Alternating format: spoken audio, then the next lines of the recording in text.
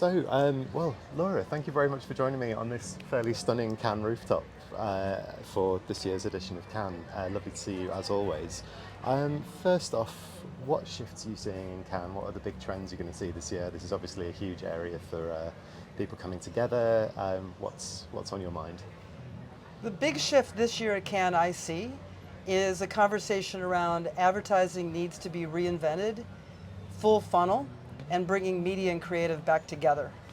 It is an urgent call to change the way the industry works and recognize that consumers now are out ahead of the silos, out of just the targeting that was unleashed with smart media and smart audiences.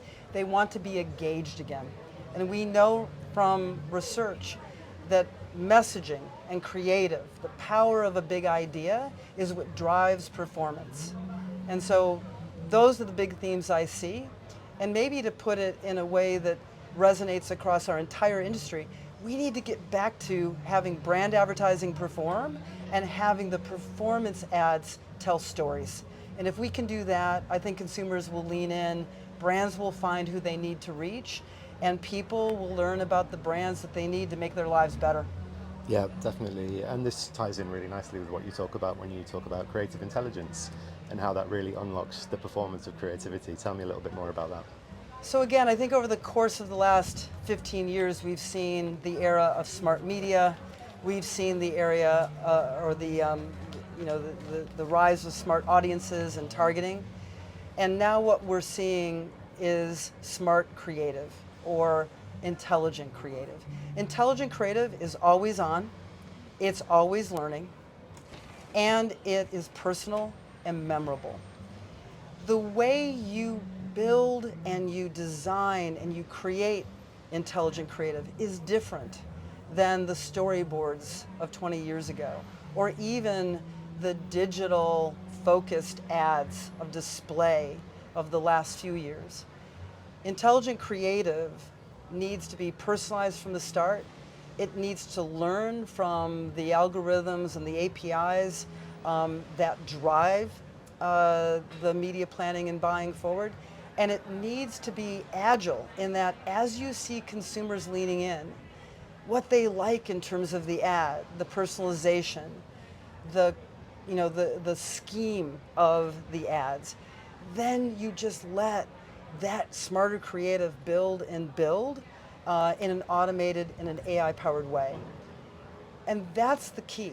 AI is not going to change the power of a big idea.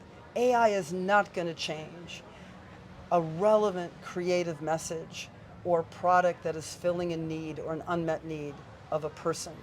AI is going to help creators and media planners and this entire industry do it better and faster and in a more personal way. And I think that's really important to get that balance right. Yeah, it's that balance between AI and the human creativity that this industry has always thrived on. Can we meet that balance? Where does the balance lie, do you think? I think we have to. I think the balance is absolutely critical to get right. It's not, we live in an age now where AI will first of all shift our work. We don't have to be as focused on process or all the inputs. We can let AI do some of the early iteration or workshopping work for us.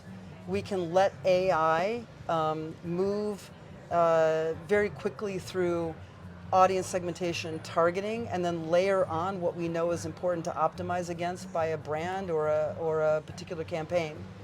But I think ultimately what we have to do is get the balance such that data and the signal that consumers are giving you every day, what they're leaning into in an ad, what they're leaning out from in an ad, what they're engaging with, that's the driver of performance. And once you have an idea of what they want to interact with and engage with, what's leading them to go from discovery all the way to buy, then that is where technology and a platform can take over to create that at scale. Yeah. That's the balance. It's using data to drive intelligent creative and using how you learn from that intelligent creative to make even better creative without compromising the brand guidelines up front or without compromising performance in terms of what the outcomes a brand needs to grow. Yeah, and you touched on scale there, which is obviously a big question for everyone Yeah. around creativity. What's your advice for brand marketers looking to really scale and to grow? I think that's a great question. I think the first thing is you have to acknowledge that CMOs are fearful that AI is going to compromise the look, the feel, the brand image, and the equity of the brand that they work for and fight hard for every day. You have to acknowledge that fear.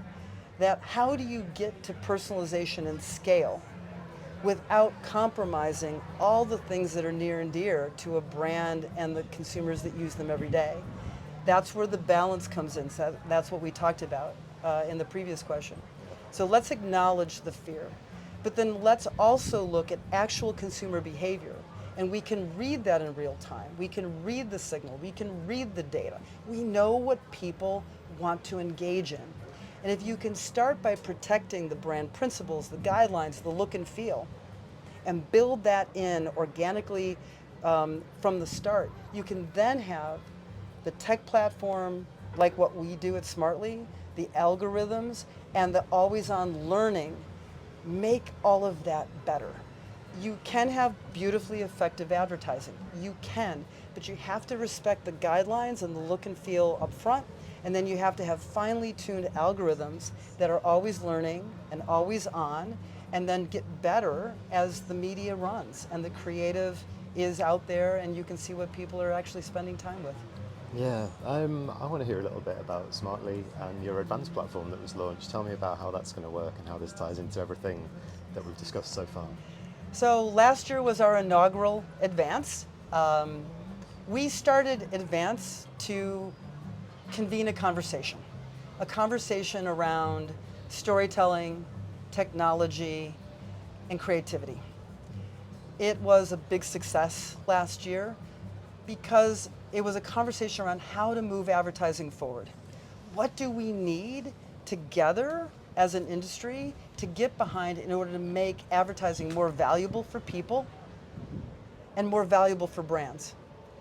The entire industry only works when people are getting value for their time and attention. And it only works for brands when people want to lean in and learn more. And in our view, this has been a bit broken over the last several years. It's time for a reinvention, and we wanted to convene that conversation. So our second annual Advance will be September 17th. Nice. We did it last year on the Lower East Side because we love the grittiness of the Lower East Side. Trends are never started anywhere that has been established. Trends are started in the grit and the feel of people. And so we were in the Lower East Side, and this year we're going to the Domino, the refinery in Brooklyn, because Lovely. once you start moving the industry forward, you have to keep moving yourself, and we like the idea of going to BKN.